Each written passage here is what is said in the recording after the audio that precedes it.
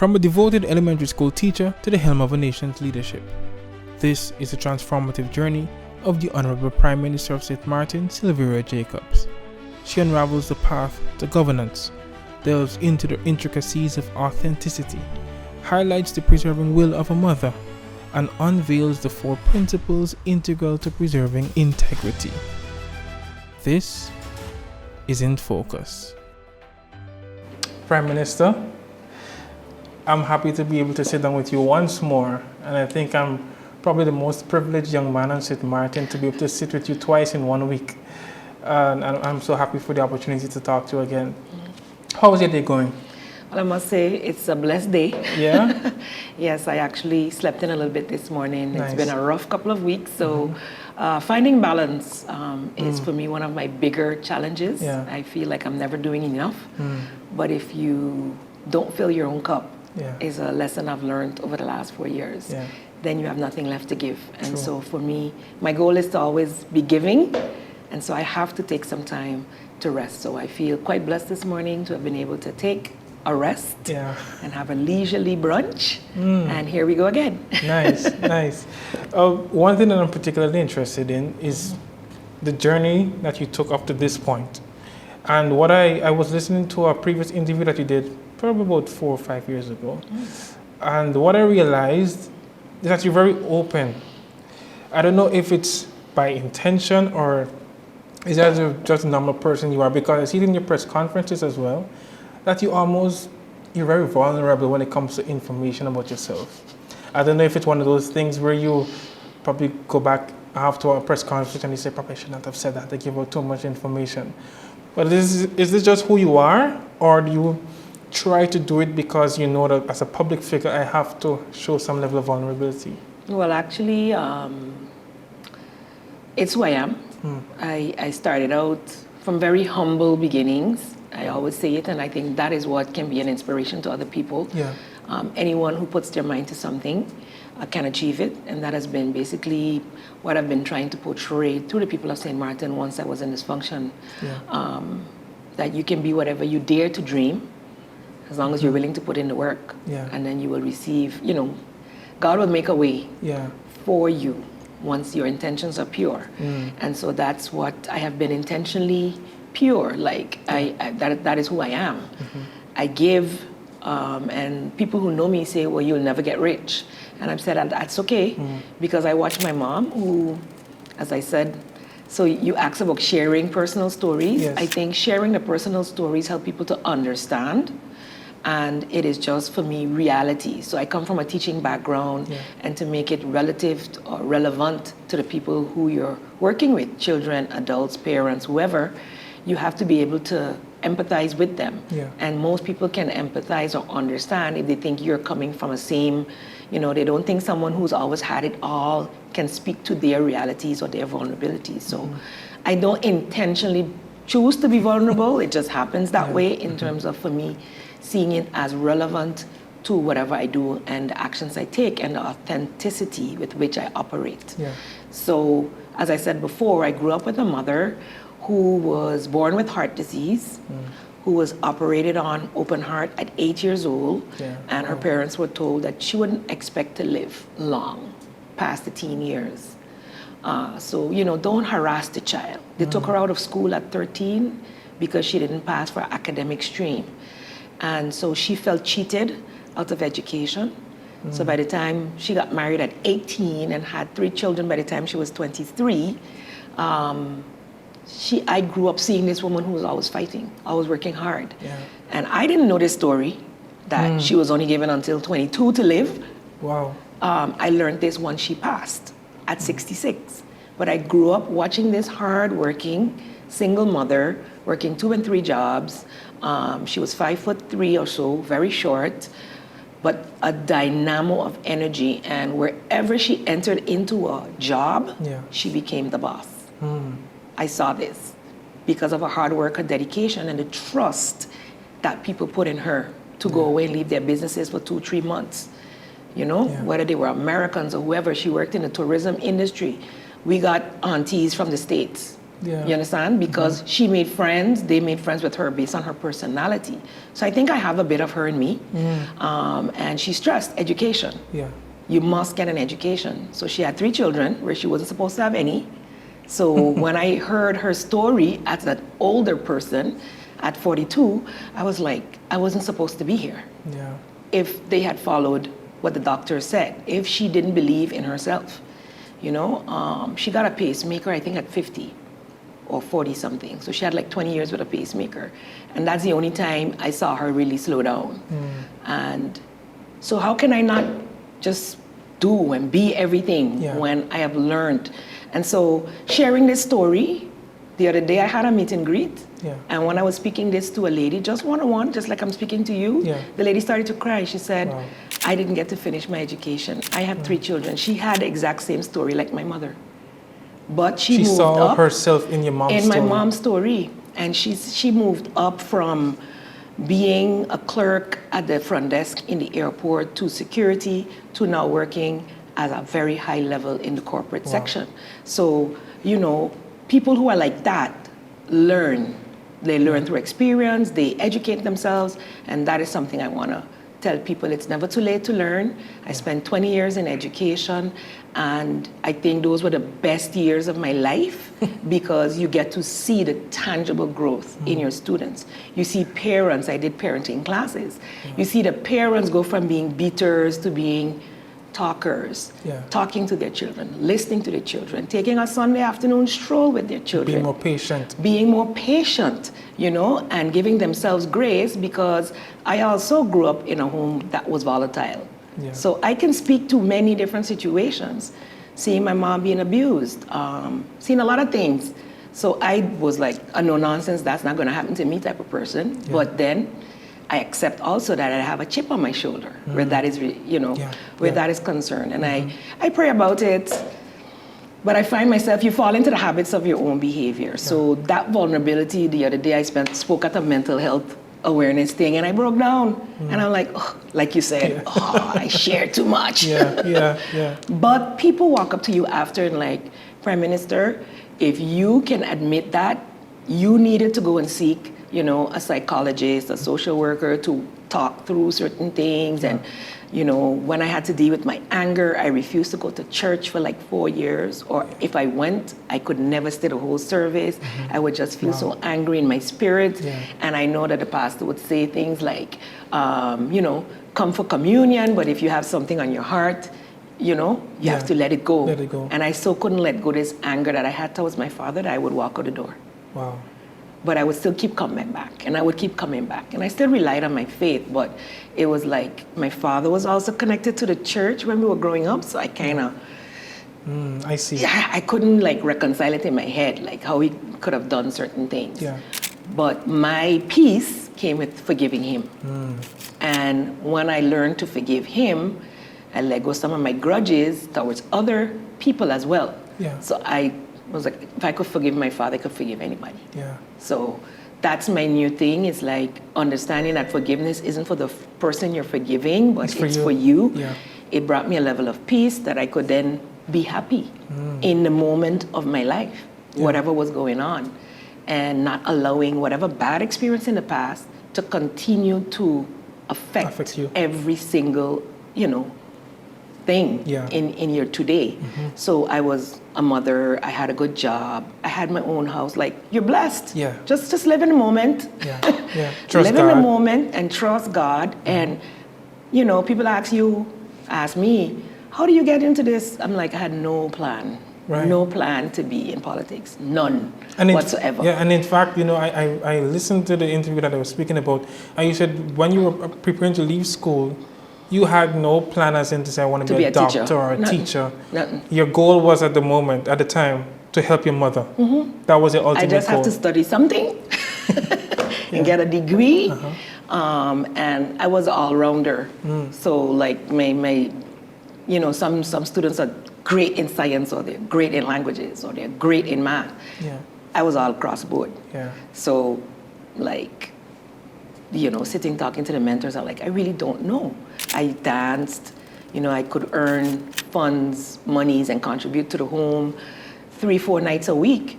and keep up with my studies. Yeah. You know, that was the only prerequisite for my mother is like, you want to dance, you want to do this, that, the other. School is your first job. Make sure you have that under the belt. And I did after school jobs from the age of 13. So I never knew when people ask, how you could be going like this. This is just my normal. Yeah. Not You've been doing, doing it for I a just long feel time. a little weird. I'd be like, shouldn't I quiet. be doing Yeah. something? Yeah.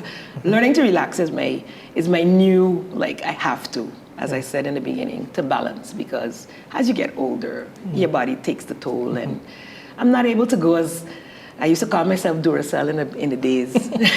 I'm down to Energizer now. Speaking about the time when you were much more active, I'm going to take you back to a long time. And I know this might surprise you a little bit. I have a picture here, one of two pictures. Oh my goodness, 15 years old.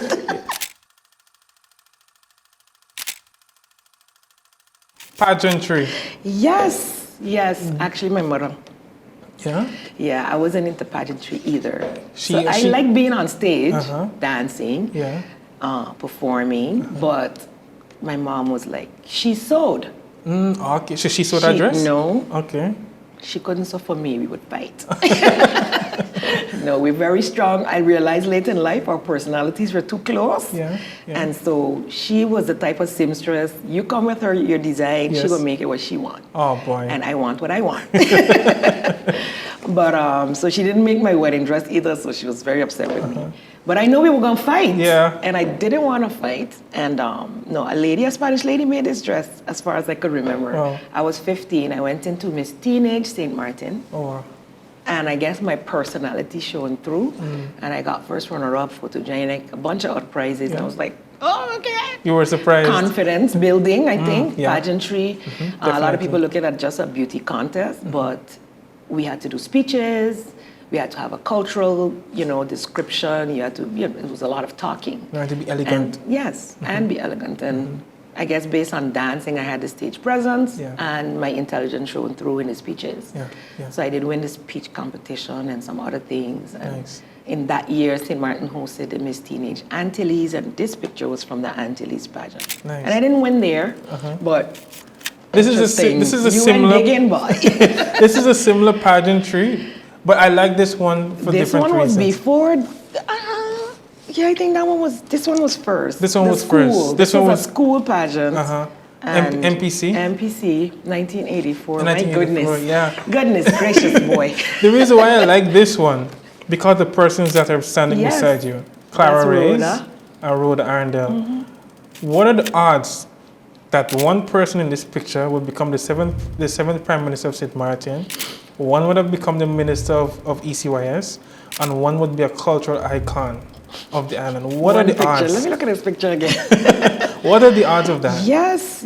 So Clara was the outgoing queen at the time. Okay. And she was crowning, I don't know, Rhoda won a Rhoda. place. I didn't win any. I think I was much younger. I think I was about 14. You look here. unhappy. Were you unhappy? I think it was probably my first disappointment. But I didn't go in it to win necessarily. I think my mother made that dress, yes. Okay. So you guys finally agreed on something. Well, it was her idea, so I guess I let her roll with it. Okay. I think it was just interesting for me. It was a first time. So I think it was just a long night. Okay. Tired more than anything else. But it goes to show the beginnings of Silly. I followed Rhoda actually after being Minister of Education. Oh, wow. And we play volleyball together as well. Yeah. And I danced with Clara for many, many years. Yes. Yeah. So So dance the connections on that picture there still go strong. went on through the 80s, the 90s, the 2000s. Yeah. That's great. That's great. It goes to show the beginnings of Prime And that's why Minister. anybody today, Yeah. whether they're in school, whether they're teachers, I spoke to a bunch of kids the other day and I said, I was a teacher. Now this generation of children are like, what? Yeah. I'm like, yes. Leonardo Connor. Yes, Leonard Connor, and then for 19 years, and then a year at Martin Luther King as school manager. What is the best thing about being a teacher? I was like, Touching lives, impacting lives. So I was beginning to get frustrated at school level because I'm like, the things that are not working is because of policies and legislation. Yeah. And I just felt I needed to make the impact at another level. But my impact in the classroom was the most heartwarming because for the most part, I taught 6th grade, and that's when they're transitioning to high school. And the children either came in feeling like nothing, or they were super confident, and the others were like, I was at the end of my career, I don't know, I'm just doing this. The mother's pushing or the father's pushing, but they're just there. So they're just averaging. And I saw potential. And so I was extremely proud, not of my high achievers who left as high achievers, but as the low achievers or the just average ones who found their light, who found something that they were good at and could focus on it. So even though I didn't know what I wanted to do in my life at 18, I was really good at math. I was really good at science, like literally really, really good. Like I used to brag about it, but I don't anymore. And language.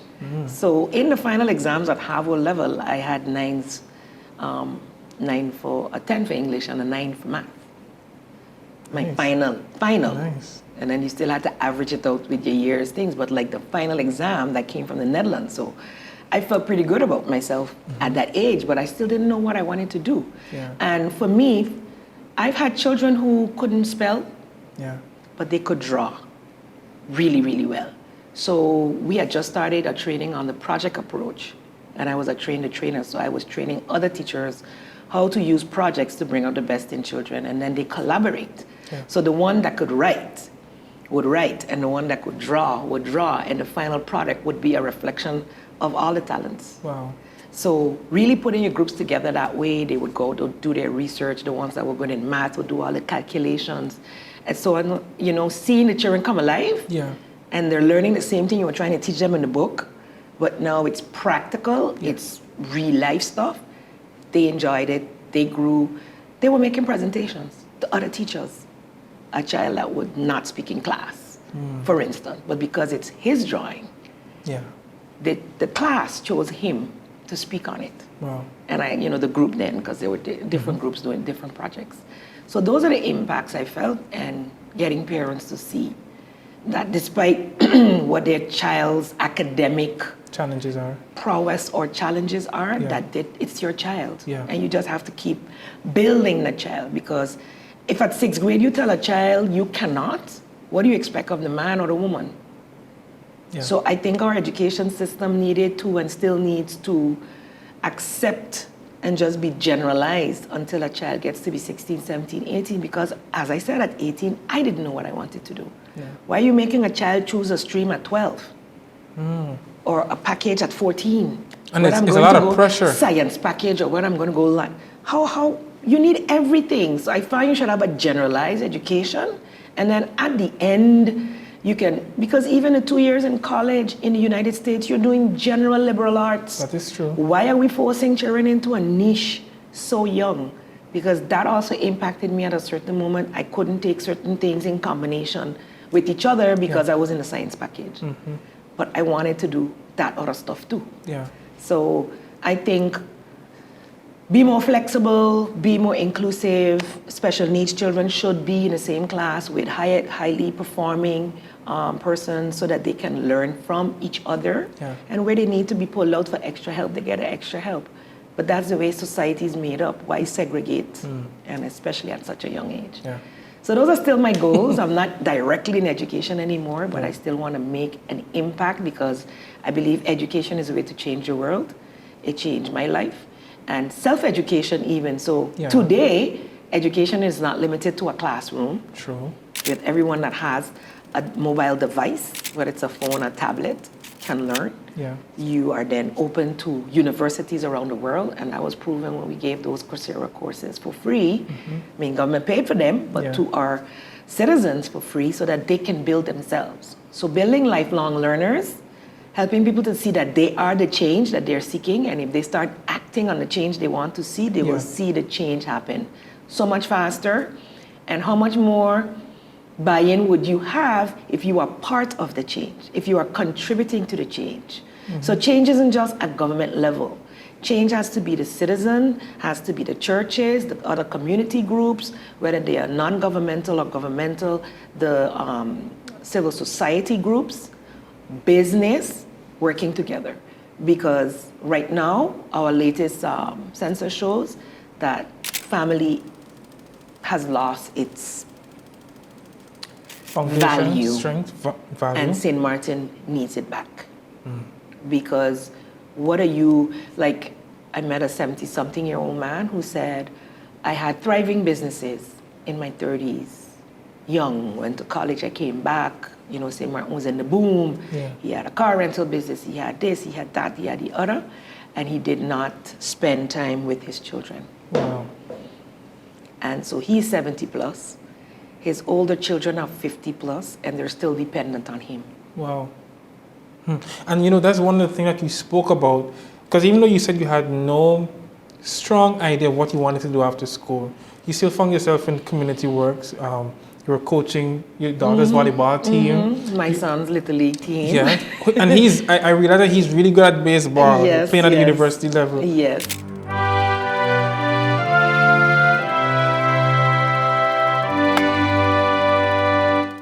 Did he get that from you? He got that from both sides. I can't take all the credit. Yeah. His dad is pretty athletic as well, but the Jacobs are known for, I don't know if you know the Naldo Jacobs, the Sam Jacobs, my father's cousins. They were actually awarded when they had the baseball awards, the Nice. Brown Pelican Sports Awards as legends. Wow. So they played in the Netherlands and so on, and that's like way back Wow. in the 70s or something. The families are really strong. We're strong in athletics, very strong in athletics, and so my son really wanted to carry the Jacobs name as well. Nice. So even though his dad, you know, he had his Yeah. dad name, so he carries both names because he identifies strongly Great. with the Jacobs clan here on St. Maarten. His dad's family name is from St. Kitts, so it's a little less known. But his dad played cricket when he was younger and was a baseball pitcher as well. So, Wow.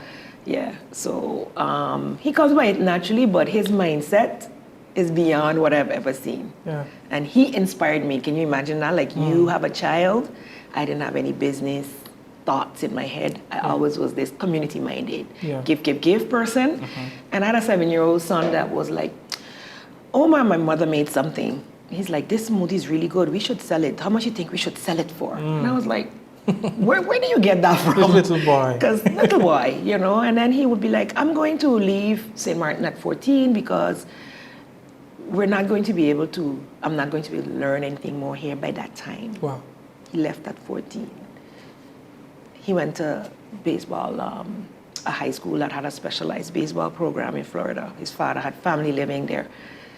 The child knew what he wanted, like where I didn't know what he wanted, what I wanted. He knew exactly what he wanted. He wanted to play baseball. He wanted to continue to elevate himself.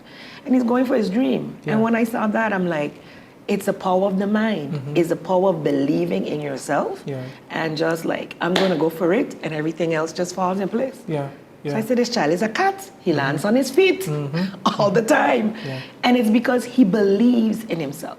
And I want to believe I have something to do with that. Yes. Because I always put into, just like I put into everybody as child, of course, I'm going to put into mine. And I'm like, you can do anything.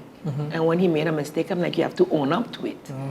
And live up to the consequences. So the only time I mean him getting in trouble is if he hides something from me. Yeah. You know, but other than that, a normal child. Yeah. Yeah. Brilliant young man. Yes. You know, you also you spoke about him believing in his values from a very young age, and you probably not even give yourself enough credit, but showing the same qualities is what propelled you into this life of public service.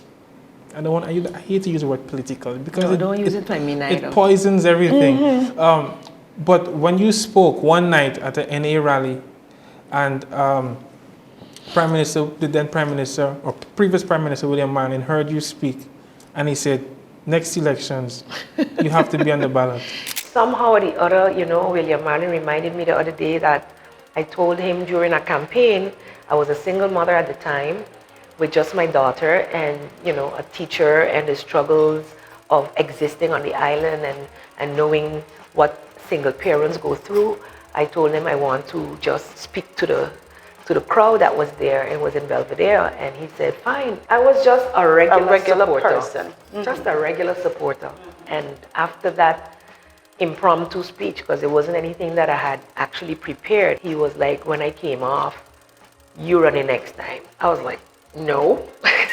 Yeah. You did not plan that at all? No. What was the main concern going into that? You just wanted to voice your opinion on, I think it was family, because just the same? it was about family. It was Yeah. about, I was a single mother at the time, young single mother to be that. Wasn't 40 yet. I think I was 30 something. And I followed the party. I supported MP Marlin at the time as a leader, voted for him. My family, most of my family voted for him. And during the rally, somebody would come up to introduce the candidates. Ah, I see. And they were like, a young, he knew me working in the school where he was a principal, etc. And so he asked me to just say a few words from my perspective. And I did that as a single mother and a teacher. And what I think, why I thought the National Alliance, I think SB at the time, I'm not even sure what they were, but I think it was probably National Alliance by then. Why I support this party, because they stand for youth development, for family, for this, for education, etc., etc. Yeah. And everything changed. I didn't from go that. up with a piece of paper, and I didn't, You spoke from the heart. I spoke from the And heart. people connected. And people connected. And I still didn't see it as something for me at that point. But I think like 2 years later, then that's when I did it. Because I think that was in 2007. Yeah. And then in 2009, November, December, this time. So Yeah. I agreed to run in January of 2010. And then the Minister of ECYS That came 2012. Because I fell 8th in that first election, the second one, because that first one was for the central government. And then the second one later on that year was for the island, for the first parliament. Yes. And the party got 7 seats, and I was the 8th in votes with 392 votes. So everybody was like, what? Yeah, but it was fine. As I said before, I went in with an open mind, and actually, if you believe the hype, I should have gotten 500 votes. Yeah. So I was initially like, what? All these people tell me they were going to vote, blah, blah, blah. Yeah. But then I was like, you know what? This is the hand I've been dealt. Let's go, what we're doing. Yeah. And that's when I became, just after that, the principal of Martin Luther King. And then I left, and I was principal, and while I was there, government fell, and William was like, you ready? Wow. I was like, ready for what? And so you still never had any plans, even after being a part of elections, never, still? No, I was good. I'm like, I'm going to make my difference where I am. And for me, everyone can do that. So you have people vying for election, but you have leaders throughout. You're a leader right now. You're a leader in information sharing. The person that's on the field coaching students, they're leaders. The person that's in church with Sunday school or Sabbath school or whatever, they are leaders, You have impact. Anytime you are able to impact lives, you're a leader for me. So I was a leader all my life. I didn't realize it. Fast forward to November 19, 2019. You assumed office as the 7th Prime Minister of the island. Did the world change for you then in that day? Well, I didn't realize how much, but yes, it did, because I thought, I'd already had experience as a minister. What could be different?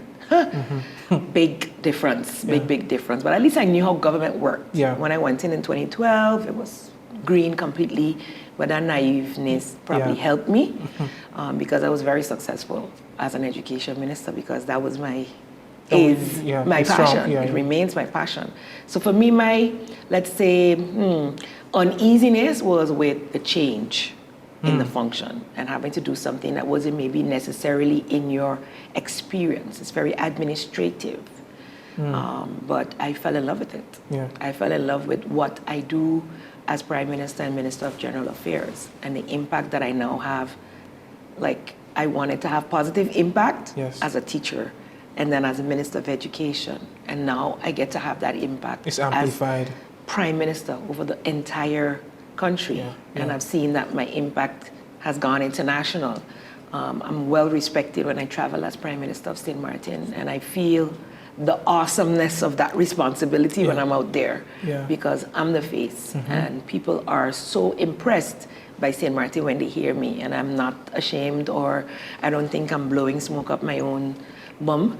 I really, it's the first couple of times I represented internationally, I was shocked by people's response, but it's the same response I got the first time I spoke. So I think it's just God's gift that He gave me to be able to project and be authentic, that people buy into it. So I connect with people to connect with you, wherever I go. But I speak on loss and damages based on, hurricanes and small island developing states not having access, like St. Maarten, not having access to that kind of money.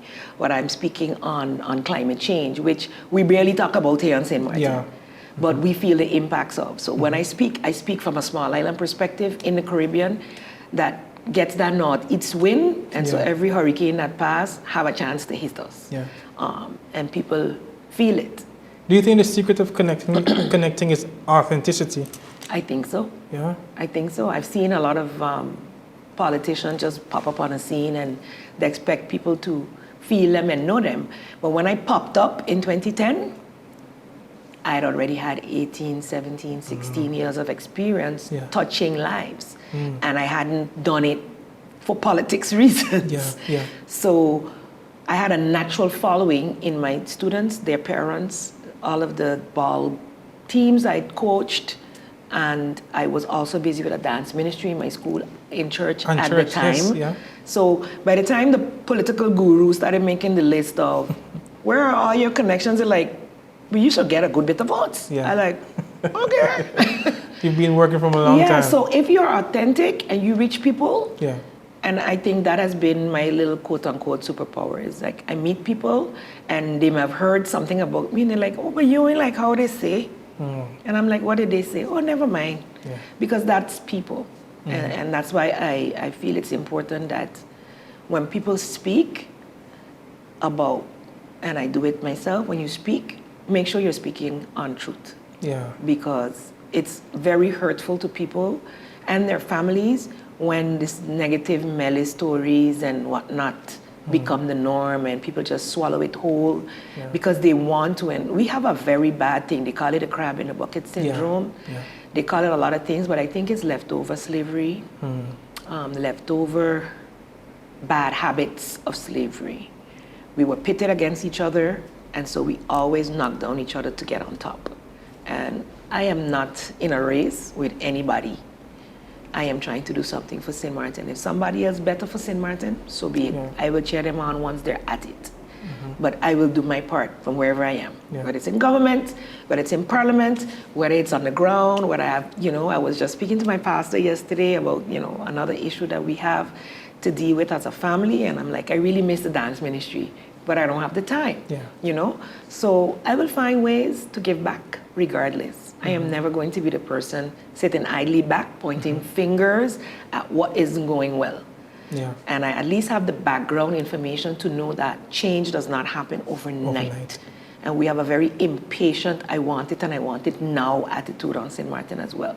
Across the world, social media made it like that, but we should be realistic. And education, I use education still today as Prime Minister because I think when people are aware of the information, then they can be understanding of why decisions are made or why things take longer to implement. Yeah. So your time as Prime Minister was not the easiest. I mean, it's not easy for any Prime Minister, I would imagine, but Irma, we're still recovering from Irma at that time. And then, surprising to everybody, this little thing called COVID-19 popped up. Little. Unseen thing. Yeah. I'd like to know, as somebody who was I was in college at the time, I was in campus, it was hectic, because of course our university could not plan for this thing. Nowhere. From where you were sitting, what was the approach? What was that first meeting like? You're saying, guys, we have this health thing. We don't know how big it's going to be. Where do we start? What was the approach? Take me back into that first meeting. Literally, I had, so we had an interim government 2019. You mentioned that before. We had elections in January. And we were officially sworn in March, right? When the whole world was shutting down. So from January, you're already hearing about it. And it was being linked to China, whatever. Right. But by March, New York was being shut down. The big cities in Europe were being shut down. And I was like, what in blazes is this? And how this is going to impact us heavily. We depend heavily on tourism. One. Two, we're used to dealing with disasters. So you could say we have a disaster plan Yeah. for weather. Yes. How do we adjust it to this health crisis? Yes. So we used what we could, and we had at least that. We have the established emergency operations center, so come together, we brainstorm. Now, of course, instead of the meteorological department and the fire department leading, it was the health department, Yeah. a different emergency support function. And so we relied on them. They had to get their teams together, the hospitals, the doctors, the pharmacies, the labs, everything that's connected to health. Yeah. As their stakeholders, they would advise us. So when we took decisions, it was with them in our ears. So the other ministers still have their regular authorities where they have to sign off on what they have to, but anything related to the disaster is my decision to take. And of course, sometimes we do have deliberations and have time to bring it to them, but for the most part, it's via the EOC, which have representatives from the different ministries as well, and they have to stay in close contact with their ministers. But it is an awesome responsibility because I don't believe in dictatorship, but at times you just have to make the hard decisions and make them quick because it requires a fast decision. Yes, and of course, then people could second guess you and turn around and say, well, why did she do this or why did she do that? And we had that in the pandemic. I had a lot of criticism. Wow. And it was only when the whole video went viral that U.S. citizens were saying she should come here, she should be our president, and Trevor Noah reposted it. And Trevor Noah and all the other CBS and whoever else, because I didn't even care, to be honest. I was worried about my 16 square miles, your people. The people I was responsible for. Yes. And when you see the numbers on CNN saying in a city, 10,000 people dead today, 20,000 people dead today. How many people on St.Maarten? If we have 20, 30, 40,000 people dying in a day on this island, the island is gone. In terms of the human beings on the island. So it was a very scary place to be, and everybody can say what they want. They were not in my position. But guess what? We got out of it. After 3 months, harsh decisions, like them not. They were effective in stopping the spread of the virus. We were able to get it under control. We were able to get assistance from our kingdom partners to be able to sustain businesses, people, the medical center, the hospital, the pharmacies. We got in all the vaccines when they came in. So in that regard, being connected to the kingdom proved to be very, very positive, and we were able to go through. It wasn't about power play in those moments where the pandemic was concerned. But on, of course, the governmental side, we had our challenges, so that was also like, wow, wow for me. I had to focus on survival. And the first year and a half, 2 years was plain survival. So when people ask you today, how come you haven't achieved X, Y, or Z? I'm like, you guys forget too quickly where we were 2020 to 2022. We were deficit budget. So imagine you trying to run your household. I don't know what your household runs on, but let's just put a nice round figure. Say you need 1,000 to run your household, you have 300. Think about it. Can't really do much. You can't do anything but the basics. In fact, we needed to get in, and we didn't get in 700. So if you get in, you get maybe 5. So you still were down from what you were used to doing. And I think when I explain it like that, people understand. Running a country is like running your household exponentially. Yes. And so you don't have the money coming in, you can't pay your bills. And our bills is paying teachers, paying civil servants, paying policemen, paying for the subsidized schools. A lot of people say, oh, government don't do enough. Every school on St.Maarten, except for Learning Unlimited and CIA, is subsidized by government. So government pays the teachers, the staff, building, maintenance, whatever. GBE, for water, for telephone. We also have a deal with them to offer amount of free internet and so on. We do that. We subsidize sports organizations. We train them so that they can actually get paid to do some assistance in the after-school programs. We pay for the after-school programs as well. Maybe not enough, and we need to do more. So those are the types of goals I have to really bring back family to where it needs to be, and impact children's and families' lives. Because once you impact the individual lives, you impact the society. True. So being prime minister is tough. Being prime minister in a crisis is tougher. But I think in that my leadership has been proven. Integrity. it's something that you hold very close to your heart, and we could Doing go the back. right thing. We could go back to the beginning of the conversation where you saw your mom as somebody who was trusted in the workplace and in our community. Recently, persons have been doubting your integrity. Right. When you see something, they think that you mean something else. How does that affect you? How do you deal with it? What do people need to learn about you to know that you would never go against what you're saying? Experience. Those who know me, know me. So in that sense, I know I don't have to convince those. Yeah. But people who may not know me on a personal level would be like quick to believe whatever. And it's usually political attacks. So I always say, look at who's bringing the news. Look at their credibility. Yeah. And ye without sin throw the first stone or something like that. I don't know how the saying goes. But I find it very uncanny that on St.Maarten you could be convicted and nobody talks about corruption. You've never had any semblance of action connected with corruption, but because we're in political season, it's cool to say X, Y, and Z is corrupt. Well, I know who I am. Yeah. God knows who I am.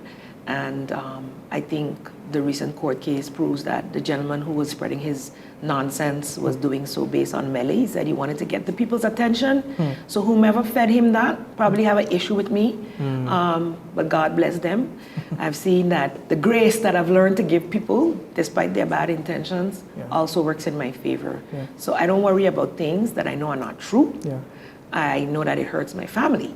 And I know that, I try to keep a lot of this stuff away from my son. He's studying. I don't want to put extra stress on him and so on. My daughter's an adult here working. She has her own child. But she's very much impacted by what they may say about her mother. But she knows who her mother is. Yeah. And she just had to distance herself from social media to not respond. So I just tell them, don't respond. Yeah. And I didn't respond on social media. I allowed the law to deal with it. I made a couple statements, general, about being true to, Who you are. something I've taught in school, in fact, is based on an acronym RICE, R-I-C-E. Respect, impulse control, compassion, equity. It was something I learned from Rita Stein, Dr. Rita Stein, who's an educational psychologist, whatever, she writes books and trains teachers. I went to a conference, ASCD, the American Association for Curriculum Development or something, when I was still a teacher, a student care coordinator. And that workshop impacted me so much that I used it throughout my life after that. In school, outside of school, everywhere. As a minister, I use it even now. You start with respect for yourself, and then you can get respect from others. And you give others respect as well. And you do that by what you say and what you do. Impulse control is you might want to argue, you might want to fight, but what are the consequences, and are you willing to live with them? You willing to go to jail? Then kill a man. You willing to live with the guilt of having killed a man, even though he might have done you something? Because people never think about the emotional impact and the psychological impact of these type of anger reactions. So controlling your actions despite what people say or do to you. Compassion, coming from a point of, okay, I can see your pain, I can feel your pain, I can put myself in your shoes. I mightn't agree with what you're saying, I mightn't agree with what you're doing, and that's why anybody goes back to what I said to that gentleman. It says, I can recognize a hurt individual, and I understand hurt people, so I can forgive him. E, equity. Growing up, I was a middle child, I was a girl, 2 boys. I felt I was treated unfairly. Boys could do X, Y, and Z. You're the girl, you have to do this, you have to do that, stay inside, so I always fought against that in the household. Equity is not being treated equally, it's being treated as to what you deserve. So I had children that were 10 years apart. My 10-year-old daughter and my 1-year-old son don't have the same needs. They don't need the same amount of attention. And then as they got older, even though my daughter was older, she needed more attention than my son. So parents need to be able to realize that a child will say, oh, mommy loved that one better than that one, based on personalities. And I realized now, my mother and my brother's personality were easily meshed. Mine and hers, we fought a lot. So it didn't mean she didn't love me. It just meant that we gonna clash. Because we both strong and we both want our own way. Well, my brother was like, I don't need to win the argument, and let her win. And I learned how to do that like 6 months before she died. So just let it go. You're not going to win an argument with this lady. Just let it go. As we wind down, I'd like to know, has being Prime Minister changed you in any way? What do you think? I'm sitting here in my sweats on a Sunday. No. No. We all change. Yeah. We all change as we grow older. So I get offended when people say, oh, but she changed. Of course, I'm not who I was at 20. I'm not that girl who was in that pageant at 15. I am not the mother that birthed her first child at 22. I'm not the mother that birthed her second child at 33. I'm not that person anymore. I have grown. I have developed. I have evolved. But my core values have not changed. Who I am hasn't changed. But the things I do are different. I may do things differently now. I used to be a hothead. So I'm happy I changed that part. I would get in an argument with you quick. Like, I don't like to see unfairness. You know, I hadn't been in a physical fight, but we could get into it. And I could remember when I came out of being minister 1 year, a minister after that in the next government wrote and said a bunch of things. I think I had a 2-page article in the paper responding, and I'm like, so we grow, we evolve, and some people want to come at you like you're still that person that you were at 30 or 20 or whatever. You have a long way to go the other direction. But 10, 15 years from now, next year you might be more evolved than you are today. You understand? So we all need to give ourselves grace. Sometimes we self can't forgive what we did 10 years ago. I can forgive myself for everything I've done because I asked for the forgiveness at that time, and even, you know, I even say, forgive me for something I may have done unknowingly to hurt somebody. And people who know me and work with me know I get very emotional if I'm trying to help you and you perceive it as something else. Well, just criticism for criticism's sake or whatever the case is. So I do things with an intention, and I trust and hope that people would get it. But if they don't, then I live with the fact that I know that I came from a position of rice.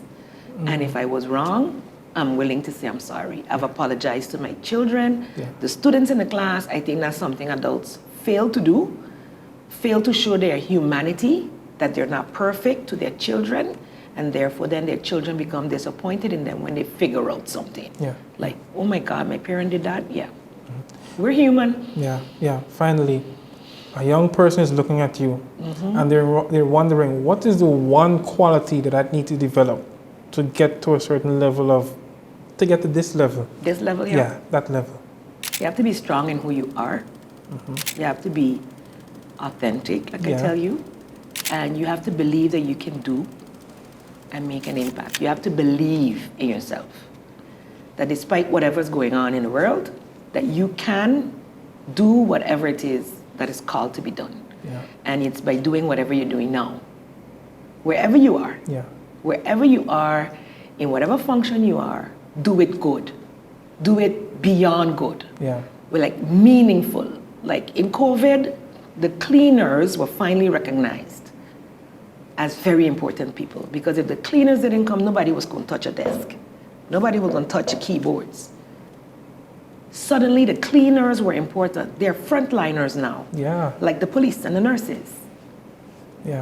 So even if you're a cleaner, and I remember doing this, if you're going to be a garbage hauler, be the best. If you're going to be a street cleaner, be the best. If you're going to be a cleaner, be the best. No job is unimportant.